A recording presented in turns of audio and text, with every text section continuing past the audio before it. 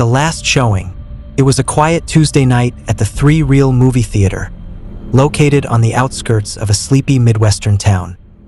The theater, once a bustling hub of entertainment, now operated on a skeleton crew.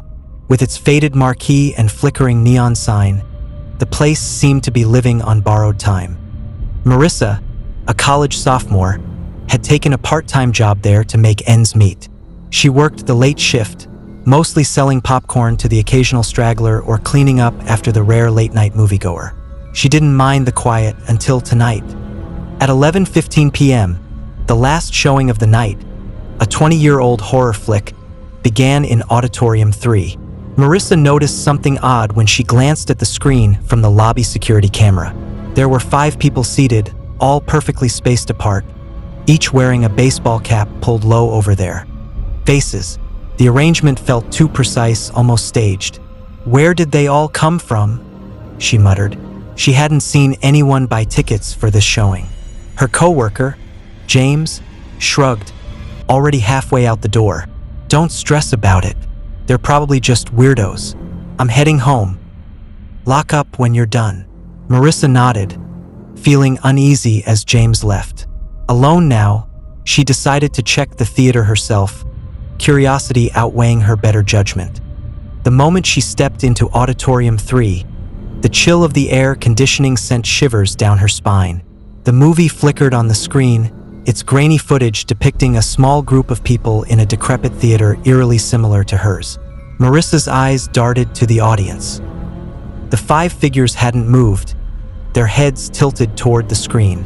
"Excuse me," she said, her voice trembling. "The theater is about to close. Please finish up and leave." No one responded. Marissa's heart began to race. As she walked down the aisle, she realized something even stranger. The figures weren't breathing. Her pulse thundered in her ears as she reached the first row. She cautiously extended a hand toward the nearest figure. It was a mannequin. She gasped and stumbled back. All 5 were mannequins, dressed in casual clothing, their faces expressionless under the caps. A low hum of static came from the screen, and when Marissa looked up, the film had changed. The grainy footage now showed her standing frozen in the theater. "What the hell?" she whispered, backing toward the exit. The door slammed shut before she could reach it. The projector flickered, and a new scene appeared.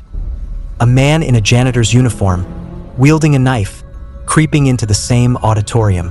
Marissa spun around, her eyes darting to the shadows. She saw no one, but the mannequins had moved. They now faced her, their blank faces staring. Her phone buzzed in her pocket, startling her. She pulled it out to find a text message from an unknown number. "Run!" The sound of footsteps echoed behind her. Marissa bolted up the aisle, throwing herself at the exit door. It wouldn't budge.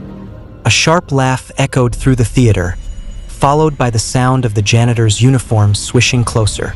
She turned and screamed as the figure stepped into the light. A man with hollow eyes and a twisted grin, holding a bloodied mop. Marissa scrambled to the stage, grabbing the microphone stand as a makeshift weapon. The man lunged, but she swung with all her strength, knocking him back. She didn't wait to see if he would get up. She sprinted through the emergency exit, the alarms blaring as she burst into the cold night air. Shaking, she called 911. The police arrived minutes later, but when they entered the auditorium, there was no sign of the mannequins, the janitor, or even the film that had played. The officers reassured her, chalking it up to exhaustion or a prank, but Marissa knew what she had seen. 2 days later, the theater announced its permanent closure. Rumors swirled about hauntings and unsolved disappearances. Marissa tried to move on, but one night, as she scrolled through her phone, a notification appeared. "You left something behind." Attached was a photo of her name tag, propped on one of the mannequins.